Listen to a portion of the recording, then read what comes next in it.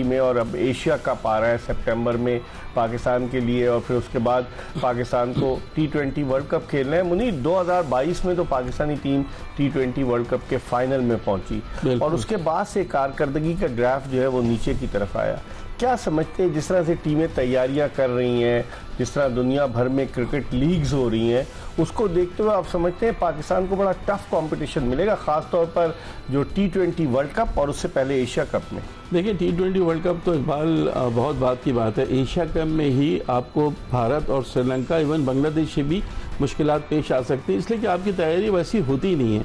हम दीगर मामलात में उलझते रहते हैं और टीमें कहाँ से कहाँ निकल जाती। ठीक है, आपका स्किल डेवलपमेंट प्रोग्राम चल रहा है, कैंप चल रहा है, खिलाड़ी खेल रहे हैं, लेकिन कोई अपनी जगह वो मुतमईन नहीं है जितना हमें होना चाहिए पाकिस्तान टीम के प्लेयर्स को। यही वजह है कि किससे हम मैच खेलेंगे तो हमें नहीं पता कि उसका रिजल्ट क्या आएगा, हमें वो कॉन्फिडेंस नहीं है जो पहले कॉन्फिडेंस। सबसे पहले तो इस चीज़ को समझने की ज़रूरत है।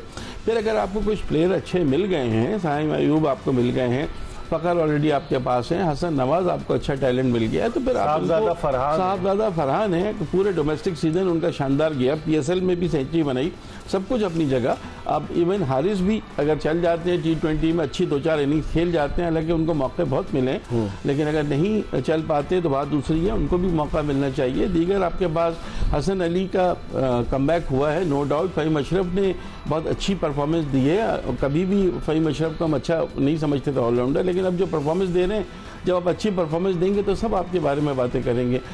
उसके बाद अब्बास आफरीदी की आपको अच्छी बॉलिंग मिल गई, अबरार है, सुफियान मुकीम है, टीम तो बन रही है, तजर्बा नहीं है, टीम बन रही है। लेकिन आप क्या समझते हैं, अगर शादाब खान नहीं होंगे वाइस कैप्टन कौन होगा? इकबाल, वाइस कैप्टन का फिर इतनी कोई हैसियत रहती नहीं है। आप किसी को भी बना दें, जो सीनियर प्लेयर है आप उसको बना दें, आप हसन अली को बना दें, किसी को भी बना दें, वो कोई वैसे वो म्यूजिकल चेयर गेम शुरू कर दें। म्यूजिकल चेयर तो हो रहा है इकबाल, फ़हीम अशरफ भी आ गए, आप देखें हसन अली भी आ गए, शादाब भी आ गए। तो मैं कप्तानी के म्यूजिकल चेयर की बात, कप्तानी के म्यूजिकल चेयर में तो अभी सलमान अली आगा, मुझे नहीं लगता कि उनको कप्तान तो वही रहेंगे T20 वर्ल्ड कप तक वही कप्तान नहीं। T20 वर्ल्ड कप की तो मैं बात नहीं करता, मुझे एशिया कप का भी है कि वो अगर इनकी कप्तानी में क्या वो तीनों प्लेयर खेलेंगे सलमान अली आगा की कप्तानी में, पहले तो ये देखना होगा। अगर नहीं खेलेंगे तो क्या फिर रिजवान को दोबारा बनाया जाएगा? रिजवान अभी वनडे के तो कप्तान है ना, अभी तो वनडे के लिए तो कप्तानी से उनको नहीं हटाया, लेकिन वेस्ट इंडीज के दौरे के लिए, अगर वेस्ट इंडीज के दौरा नहीं होता है तो फिर तो मामला गया। अगर वेस्ट इंडीज में सारे T20 होते हैं तो फिर तो सलमान अली आगा होंगे। देखो, पाकिस्तान क्रिकेट बोर्ड का इकबाल अभी बांग्लादेश, वेस्ट इंडीज, अफगानिस्तान की फिक्र नहीं है। पाकिस्तान क्रिकेट बोर्ड, ये हम लोगों को भी फिक्र है, वो है पहले एशिया कप की, बाद में T20 वर्ल्ड कप की। तो उसी में जाके ये पता चलेगा कि जो हम PSL खेल रहे हैं या छोटी टीमों को हरा रहे हैं, वाकई इतना पोटेंशियल हम में है कि नहीं कि हम बड़ी टीमों को हरा सकें।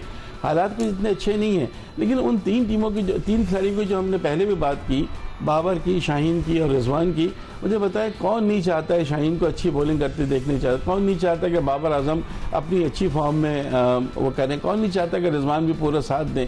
लेकिन अगर इनसे मुस्तकिल फ्लॉप हो रहे हैं तो उसके बाद जाके ये चीज़ें आई हैं ना, जिसमें इनकी अपनी फॉर्म के अलावा दीगर दूसरे अवामिल भी शामिल थे ना, वो ख़तरनाक चीज़ है, उससे बचने की ज़रूरत है। लेकिन इन तीनों की ज़रूरत इकबाल अभी पड़ेगी आपका। ऐसा नहीं है कि ये तीनों को आप बिल्कुल हटा देंगे, लेकिन इनके होने के बावजूद परफॉर्मेंस नहीं दी तो फिर तो लेकिन अब जो सूरत हाल बन रही है, एक तो सबसे बड़ा अलमिया ये नहीं समझते आप कि पाकिस्तान का कोई चीफ सेलेक्टर ही नहीं होता कितने अरसे से। आप बताएं, Aqib Javed interim head coach भी रहे, कोई चीफ सेलेक्टर नहीं। कहा जा रहा है कि गैर एलानिया चीफ सेलेक्टर हैं। इस तरह से वहाब रियाज पहले वो भी कहा जा रहा था यूसुफ के होते हुए कि गैर एलानिया चीफ सेलेक्टर हैं।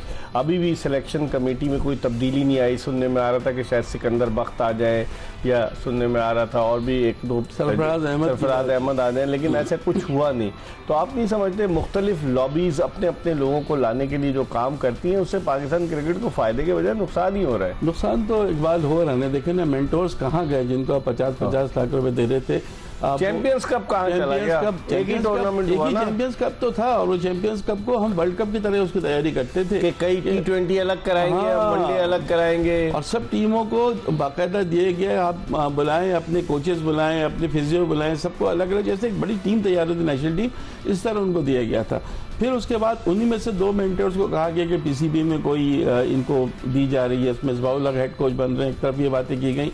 वो मामला भी दब गया। फिर सरफराज अहमद चीफ सेलेक्टर बनने ये बात बहुत कॉमन हुई, अखबारात में भी आई, काफ़ी लग रहा था कि सिकंदर बख्त और कहा जाता है कि जो टीम सेलेक्ट हो रही थी बांग्लादेश के लिए उसमें इनकी इनपुट ली गई थी, लेकिन वहाँ से फिर दोबारा वही कमेटी बना दी गई जो पहले थी।